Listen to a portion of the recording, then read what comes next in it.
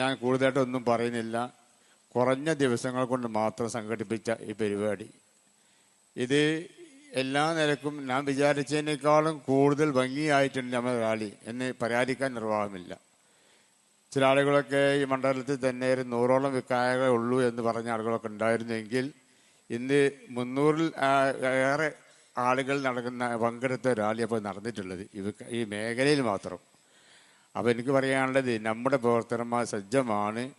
നിങ്ങളോടൊക്കെ എനിക്ക് പറയാനുള്ളത് മരിക്കുന്നത് വരെയുണ്ട് സമസ്തൻ്റെ ദീൻ്റെ ഹാദിം എന്ന് പറഞ്ഞാൽ സമസ്തയുടെ ഹാദിമായിക്കൂടെ ജീവിക്കാൻ എല്ലാവരും അതിന് വേണ്ടി എല്ലാ നിലക്കുള്ള ഊർജവും സമയം ചെലവഴിച്ചുകൊണ്ട് ഏത് പ്രതിസന്ധി ഘട്ടത്തിലും നമുക്ക് ജോലി പ്രശ്നമോ അല്ലെങ്കിൽ മറ്റൊരു പ്രശ്നമൊന്നും കണക്കാക്കാതെ എല്ലാ സമയത്തും നമ്മുടെ ആത്മാർത്ഥമായ ജീവിതം ദീനാണ്, അതിൻ്റെ ഏറ്റവും പ്രധാനപ്പെട്ടത് സമസ്തയാണ് എന്നുള്ള ബോധത്തോടു കൂടി എല്ലാവരും നല്ല നിലയ്ക്ക് പ്രവർത്തിക്കണമെന്നും അതിനു വേണ്ടി സമയം കണ്ടെത്തിക്കൊണ്ട് സമസ്തക്ക് ഊർജം നൽകാൻ എല്ലാവരും സന്നിധരാണെന്ന് മാത്രം പറഞ്ഞുകൊണ്ട് ബഹുമാനപ്പെട്ട ഉസ്താദിനെ ഉദ്ഘാടന പ്രസംഗത്തിന് ക്ഷണിക്കുന്നു.